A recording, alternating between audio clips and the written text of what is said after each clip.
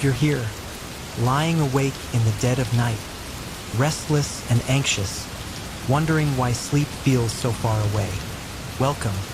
Tonight, you're not alone.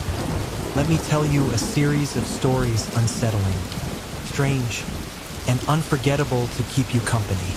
Maybe they'll calm your racing mind, or maybe they'll leave you watching the shadows in your room just a little longer. Either way, you pressed play. So now, let's begin. When I was in my early 20s, my grandparents owned a beautiful house on a secluded lake in Michigan. No neighbors for miles, just towering trees, calm water like glass, and the soft, comforting hum of nature. It was heaven compared to the chaos of the city life my parents forced me into.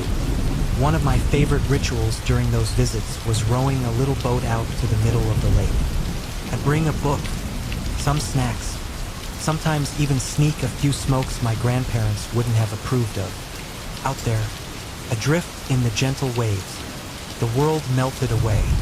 I would lie back, let the soft rocking lull me, and sometimes fall asleep for hours under the open sky. It was perfect. Until the afternoon, everything changed. That day was brilliant blue skies, fluffy white clouds drifting like marshmallows overhead. I rode out to my usual spot, lit a cigarette, and let myself drift into a peaceful nap. When I woke, something felt wrong, very wrong. I sat up and saw another boat, far too close to mine. An old woman sat inside, her face gone, her hair thin and falling out, her dress worn and faded as if she'd stepped out of a sepia-toned photograph. She smiled at me, not a kind smile, but something that sent a chill straight through my bones. It was the kind of smile you imagine just before something terrible happens. "Hello, girl," she said, her voice soft and eerily musical. "Such a beautiful day, isn't it? May I tell you a story?" Frozen, too polite or too terrified to object, I nodded.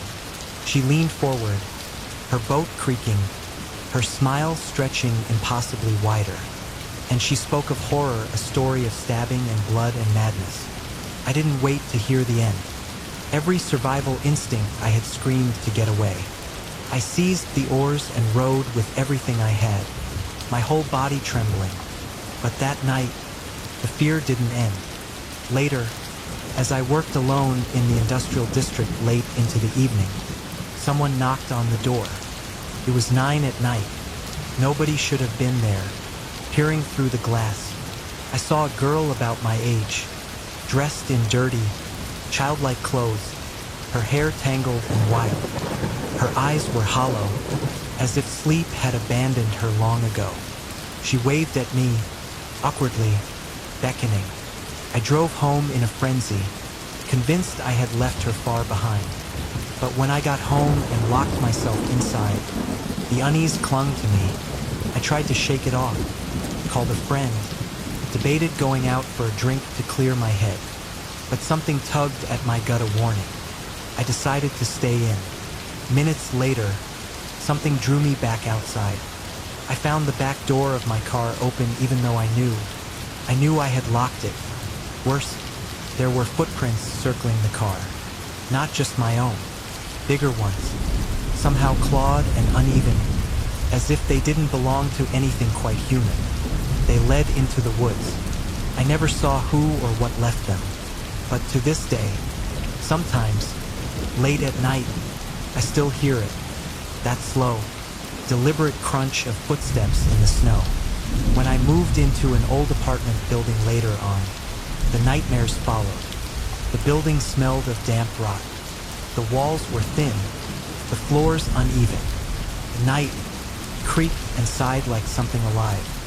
One night, I dreamed or thought I dreamed of someone standing beside my bed. I could feel their breath on my face, foul and rancid. Their lips moved like they were about to whisper a secret too terrible to bear. I shot awake, heart pounding, only to hear the bedroom door handle jiggling. Someone or something was trying to get in. The door was locked. I had checked it, twice, yet the handle rattled and shook. A desperate, silent struggle. Then it stopped. The silence that followed was somehow worse. I didn't move. I didn't breathe. Eventually, the night swallowed everything again. I moved out not long after that. But sometimes, even now, I wake up convinced someone is standing just outside my door, waiting. Not long after, I heard about Kelly. She worked at a gas station, covering her sister's shift. Her mother called to check on her, just being a loving mom. Kelly answered, chatted, said everything was fine.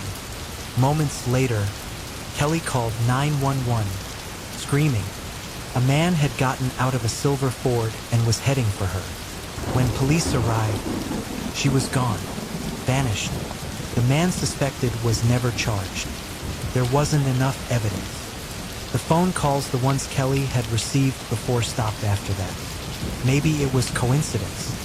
Maybe it wasn't. Kelly's family never got answers. Only silence. And then, there's the Obscura Nature Reserve. I loved going there, sitting in the car with the windows cracked, writing under the stars. But lately, things had changed.